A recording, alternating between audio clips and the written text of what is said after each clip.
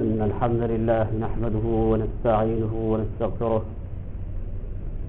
ونعوذ بالله من شرور أنفسنا ومن سيئات أعمالنا. من يهده الله فلا مضل له ومن يضلل فلا هادي له، وأشهد أن لا إله إلا الله وحده لا شريك له، وأشهد أن محمدا عبده ورسوله. يا أيها الناس اتقوا ربكم الذي خلقكم من نفس واحدة وخلق منها زوجها وبث منهما رجالا كثيرا ونساء، واتقوا الله الذي تساءلون به والأرحام إن الله كان عليكم رقيبا. يا أيها الذين آمنوا اتقوا الله حق تقاته ولا تموتن إلا وأنتم مسلمون. يا أيها الذين آمنوا اتقوا الله وقولوا قولا سديدا يصلح لكم أعمالكم ويغفر لكم ذنوبكم، ومن يطع الله ورسوله فقد فاز فوزا عظيما. أما بعد، فإن أحسن الحديث كتاب الله، وخير الهدي هدي محمد صلى الله عليه وسلم، وشر الأمور محدثاتها، وكل محدثة بدعة، وكل بدعة ضلالة، وكل ضلالة في النار. أعوذ بالله من الشيطان الرجيم. بسم الله الرحمن الرحيم. قد أفلح المؤمنون الذين هم في صلاتهم خاشعون. وقال النبي صلى الله عليه وسلم: 5 صلوات افترضهن الله عز وجل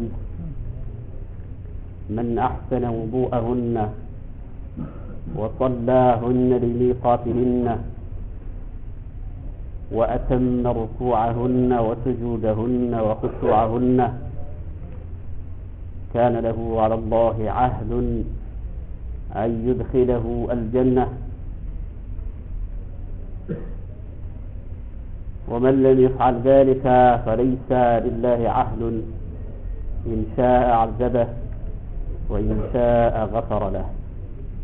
أو كما قال النبي صلى الله عليه وسلم. ډیرو محترمو مشرانو او ځوانانو او کشرانو، السلام علیکم ورحمة الله وبرکاته. ورونو، دا د رب العالمین په موږ باندې احسان دی چې د دین د احکامو د اورېدو په خاطر باندې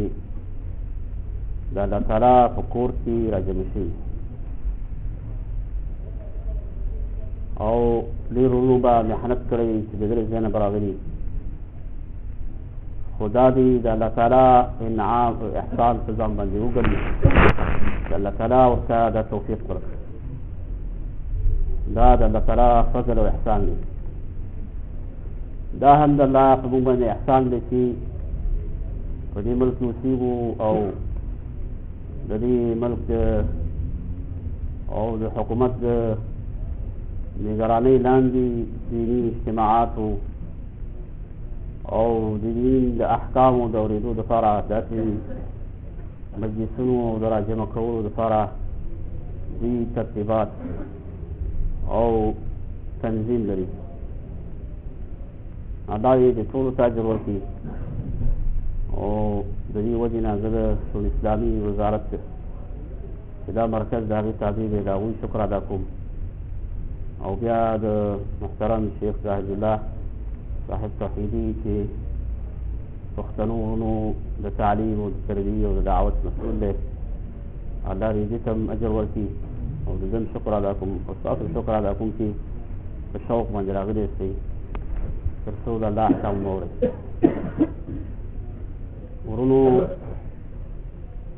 مخکې د دې نه چې زه په موضوع باندې لږ وګړېږم، د ټولو ورونو نه دا خواهش کوم چې په خپل مابین کې په خبرو هم مصرف نه شي او کوششونه کوي چې بار ګرځي په یو شي مصرفېږي بل شي مصرفېږي لکه دا د شیطان حریف دی مداخله کوي او انسان د خیر د اورېدو نه منع کوي شیطان په هېڅ وخت کې انسان نه پرېږدي چې د خیر کار وکړي او یا لوړې درجې ته ورسېږي اول خو کوشش کوي چې د سره له انسان خیر کار ونه کړي او که بیا چې وس ونه رسېږي نو بیا کوشش کوي چې ثواب یې کم شي شیطان انسان په یو وخت کې نه پرېږدي نه ملا کېږي او ماندې کېږي او نه سپین ږیره کېږي او نه ځوان کېږي نو دا زموږ دښمن دی چې دښمن دی نو هغه کار راسره کوي چې دښمنۍ کوي زموږ په خیر او په ګټه باندې نه دی بلکې کوشش کوي چې موږ اور طرف ته او سقاوت او بدبختۍ طرف ته مراکوي نو ځکه الله دا ویلي چې شیطان ستاسو لپاره دښمن دی په دښمنۍ ونیسئ او بیا موږ پښتانه خو وایو چې هلکه دا زما دښمن دی نو دښمن سره دا مقابله کړی کوي نو مقابلا په دې کې چې دښمن په څه شي خفه کېږي هغه کار کړی نه دا یوه خبره دویمه خبره دا ده ورونو چې دا خبره ټول په ذهن کې کېنو او چې هر مسلمان په دې مکلف دی چې د الله احکام او د رسول الله صلی الله علیه وسلم احکام ومني سړی چې مسلمانېږي هېڅ چا باندې دا پټه پاتې نه ده چې هغه په دې لا اله الا الله محمد رسول الله کلمه باندې مسلمانېږي په دې کې د ټولو مسلمانانو اتفاق دی څوک پکې اختلاف نه لري چې مسلمانې او دعوه کوي چې زه مسلمان یم نو په دې کې به هېڅوک جګړه نه کوي چې سړی په څه شي مسلمانېږي په لا اله الا الله محمد رسول الله باندې نورونو د دغه لا اله الا محمد رسول الله باندې سړی مسلمانېږي نو دا معمولي کلمه نه ده دا ډېره درانه کلمه ده په دې کې لویه معنا پرته ده چې خلاصه لنډه په همدې کې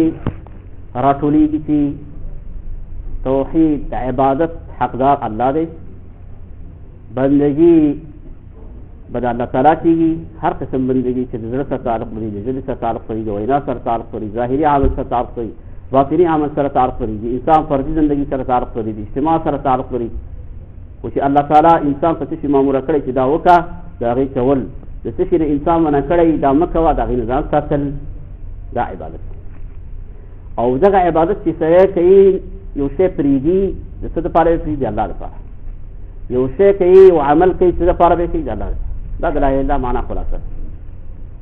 او بل دا چې محمد رسول الله محمد صلی الله علیه وسلم د الله رسول دی معنا د الله استازی دی د الله پیغام او احکام خلقو ته راوړي دي خلقو ته رسولي دي د الله خبرې مونږ په خپله برای راست نه دي اورېدي د پیغمبرانو په واسطه باندې د الله کلام موږ ته رسېدلی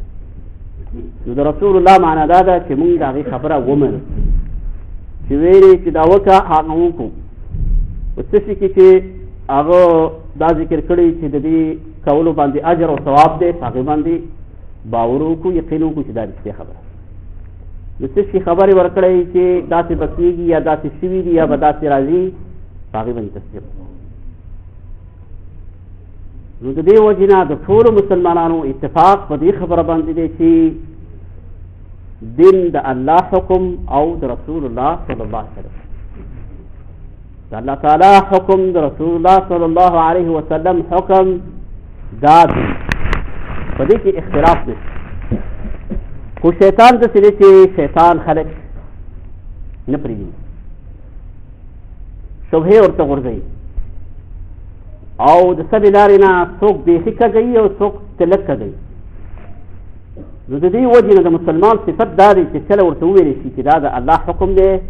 دا د رسول الله صلی الله علیه وسلم حکم دی هغه ومني الله فرمایي انما كان قول المؤمنین اذا دعوا الى الله ورسوله ليحكم بينهم ان يقولوا سمعنا واطعنا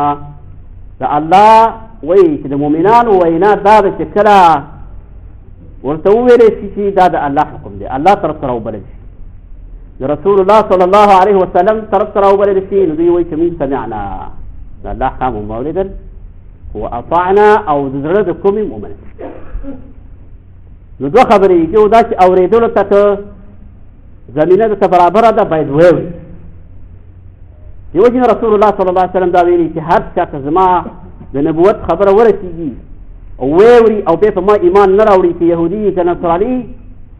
مګر هغه به ورته داخلي. د دې وجې نه علما وایي چې حجت په هغه چا باندې تمام دی چې کله اسباب د اورېدو موجودي، پیغمبران الله را لېږلي دي، د علماو په خوله او ژبه باندې حق بیانېږي او دا نه راځي نه اوري، نو هغه په ده باندې حجت تمام دی. او بیا چې کله واورېدل نو بله وظیفه اضافه ده، هغه څه دی؟ نو اطعنا، دی منو د زړه د کلي منو.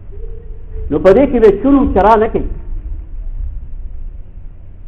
دی دا خبره کول چې دا زما په مذهب کې نه دي یا زما په رواج چې دي دا نشته یا جي چې کوم دی زمونږ په ملک کې دا خبره نه چلېږي، نه دا خبرې نه.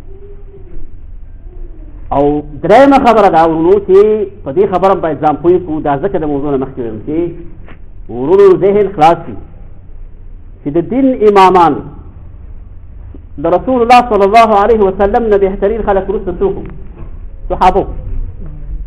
صحابو پسې تابعین تبع تابعین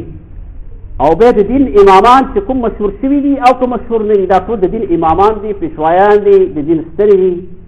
مجتهدین تیر شوي دي، علما تیر شوي دي. په هغې کې دا څلور مذهبونه امام ابو حنیفه رحمه الله او امام مالک رحمه الله او امام شافعي رحمه الله او امام احمد بن حنبل رحمه الله دا مشهور شوي دي. د دې ټولو دین یو دی. هیڅ یو امام دا چاته نه دي ویلي چې ما بل دین راوړی دی. نه، امام معنا هم دا ده چې په دین کې اوچتې مرتبې ته رسېدلی دی، مجتهد دی، اجتهاد یې کړی دی، په دین کې علم په راټولولو کې کوشش کړی دی، الله ورته اوچته مرتبه په دې علم کې ورکړې ده. خو هېڅ امام چاته دا نه دي ویلي چې څه ټول ما ویلي دا به ټول دین او چا بل ویلي هغه منی دي. د دې وجې نه مشهور مکې څه ده چې څلور مذهبه شی دي حق دي. ولې که چېرته ښه ځان ذهن خلاص کوي، په ساده الفاظو کې وایم، که چېرته دین د یو امام په خبرو کې راټول وی نو بیا خو دا نو باطل دی. که په یو امام په خبرو کې ټول دین راټول وی، په مذهب کې راټول وی، نو بیا به دا نور مذهبونه څه شی دی؟ باطل دی. نه، د دې وجې نه دا ټول علما تېر شوي دي. امام ابو حنیفه رحمه الله د ټولو نه زیات ټینګار په دې کړی دی. خلکو ته دا ویلي چې زما حدیث ثابت شو، رسول الله صلی الله علیه وسلم خبره ثابته شوه، فهو مذهبي، دا زما مذهب. او بیا وایي چې لا یحل لاحد، هېڅ چا ته روا نه ده ان یفتي بقولنا ما لم یعلم من این اخذناه، چې فتوا ورکړي زمونږ په وینا باندې چې ما داسې ویلي، تر څو چې دا ورته پته نه وي لګېدلي، دا ورته نه وي معلومه شوي چې موږ دا خبره د کوم ځای نه اخلو. ټول دین یو. اجتهادات راغلي دي، علماو اجتهاد کړی دی، په مسایلو کې اختلاف راغلی دی، د ټولو مقصد او هدف دا و چې حق ته ورسېږي. ځکه رسول الله صلی الله علیه وسلم د دور نه وروسته دوی راغلي. امام حنیفه رحمه الله په 8 هجري کې پیدا شوی دی. 8 هجري پورې دین و که نه و. بیا د هغې نه وروسته هغه وړو کې تعلیم یې ته په 150 هجري کې هغه وفات شوی دی. امام مالک رحمه الله دغسې واخله چې 109 کې وفات شوی دی. دغسې امام احمد بن حنبل په 204 کې په دغه پېړۍ کې دا علما تېر شوي. هېڅ شی امام چاته دا نه دي ویلي چې څوک دا وایي چې یاره امام بدناموي. امام به ورځ د قیامت کې بېزاره وي. په دې خبره ځان پوه شئ، صفا ځان پوه شئ، دا ذهن کې کېنوي. امام به تا له بېزاره وي چې تا ته وویلي چې دا د پیغمبر حدیث دی او ثابت وي، ضعیف نه وي، رسول الله صم پرې چا تړلی نه وي، او بیا ته دا ووایي چې نه دا زما په مذهب کې نشته، او یا به ما نه امام صاحب خفه شي، یا به د امام صاحب د تقریر نه زه وځم. نه، دا نه، دغه بعینه د امام خبره ده. او بیا چې اختلاف راغلی دی نو یو بل ته دا نه دي ویلي چې ته په باطل یا ته کافر یا د اسلام نه وتې. نه، دا مثلا خو هر یو حق کوشش کړی دی چې حق ته ورسېږي. د دې وجې نه ورونو زما موضوع دا 3 خبرې ما تاسو ځکه وکړئ چې مخکې نه تاسو ذهن خلاص شي. زما موضوع څه شی دی؟ د رسول الله صلی الله علیه وسلم د مانځه طریقه. د مونځ اهمیت ټولو ته معلوم دی چې اسلام کې مونځ اولنی د توحید د کلمې نه وروسته اولنی رکن دی چې الله پې امر کړی. قرآن کې د اول